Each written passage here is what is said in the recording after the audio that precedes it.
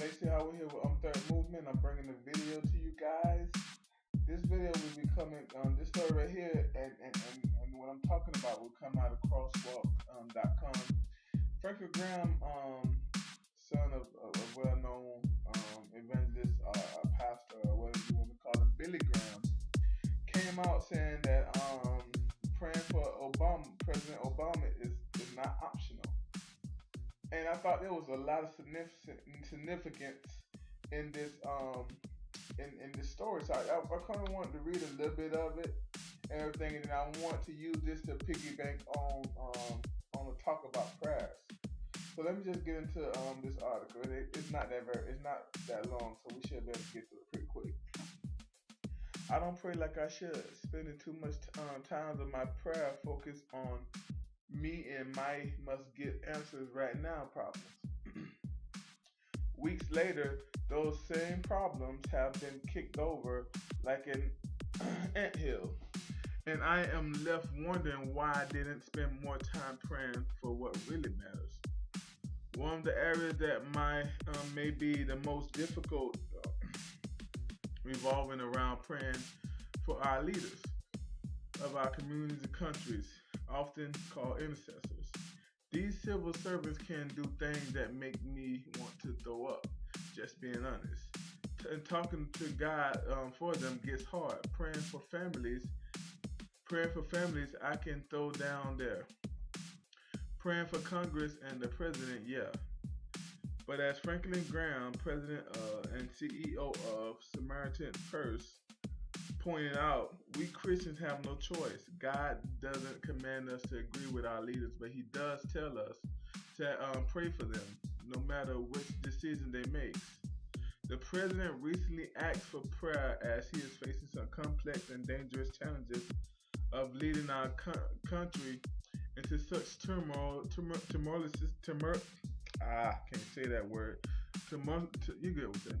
times. I cannot pronounce that word correctly. His request was a pointed reminder to me that I should be praying for our president and our leaders every day, not to get something from them, but simply to in obedience to the scriptures. I personally haven't prayed the way I should, and I'm sure that's the cause of some of. I'm sure that's the case for some of you out as well. We know the scriptures that God can turn the heart of the kings, Proverbs 21:1. That means that we should be praying for God's will to be done and our leaders to seek God and listen to him.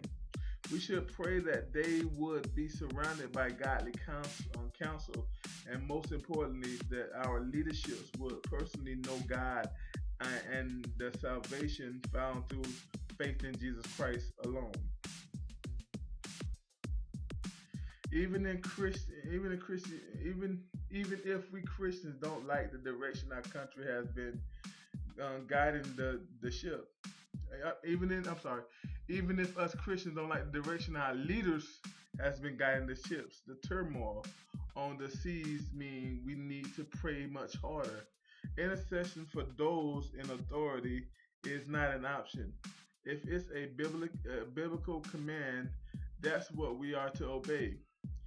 I exhort therefore that first of all, supplication, prayer, intercession, and giving thanks may be made for all men, for kings, for kings and for all that are in authority, that we may lead a quiet and peaceful life in all godliness and honesty. That's 1 Timothy 2:1-5. Understand that the Apostle Paul is writing to instruct to his protege Timothy at the time when the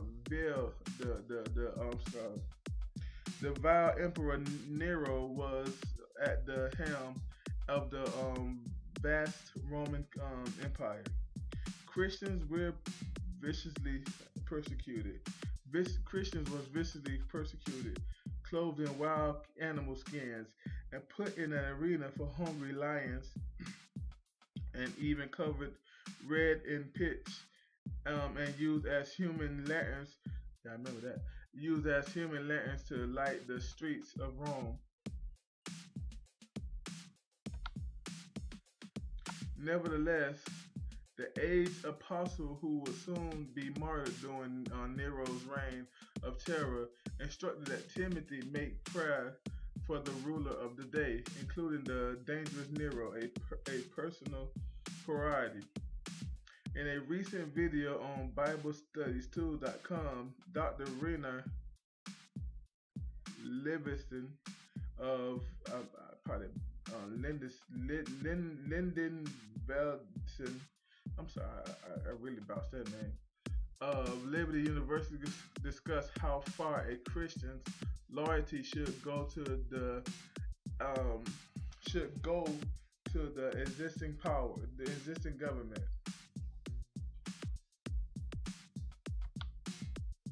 This is all over the place. So what about you? How do you pray for your leaders with whom you disagree? Do you think Franklin Graham assessment is on target? How far should our loyalty go?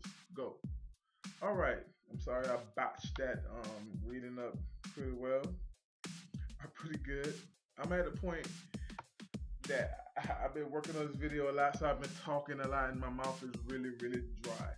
But let's get into this whole reading and this whole what Franklin Graham was trying to convey. I love how he brought out that part with Timothy, where Paul was telling him to pray for his leaders. Remember, Paul was getting persecuted as he was writing this, or as he was speaking this. Paul was getting persecuted. We think that in our time that this has been the worst Christians ever had to deal with. Now we still got it pretty good in America. We still have it pretty good in America. It's still pretty nice down here. We have to get to the point where we realize that, man, we really have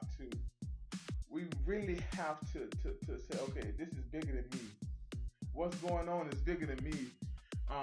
This is about God. If I really believe in prayer, then everything Obama, everything your governor, or wherever you are, or everything your councilmen are doing, I should be able to pray about it and see effect and see change. I believe in that strongly.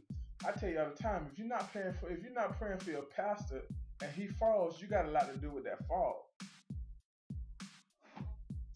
If we can understand the power of our prayers, if we can understand the power of our prayers when it transits to what our needs are, if we can understand the power of our prayers when it comes down to other people, when it comes down to this realm, the Word of God tells us that this is a spiritual fight we're fighting.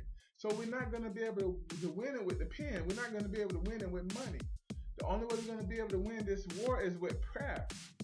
And I think a lot of times the Antichrist is going to get stronger, and the Antichrist system is going to get stronger because we, us Christians, are not fighting it correctly in the spiritual battle. We are trying to fight it through man things. We're trying to fight it through our money. We're trying to fight it with the pen. We're trying to fight all these different battles instead of going to God. If the gays want to come with money, then we come to Christ, and we just come with prayer with more faith in our hearts. If these different people with different agendas want to come to the government, then you know what? That's cool. We go to our God who's the controller of the government. Control those who control the government. We almost act as that this war is against flesh and blood, when the Bible tells us this war is not against flesh and blood, but it's against principalities. It's against the spirit realm. It's against those in high places. It's against the enemy who controls those that are in high places. If we can understand that, then we will understand that this war that we're fighting, we can't fight it with a pen. We can't fight it but one way, and that's on our knees. That's on our knees. And I'm going to much to say that if the better we live, that's going to help too. The better we live, that's going to help too.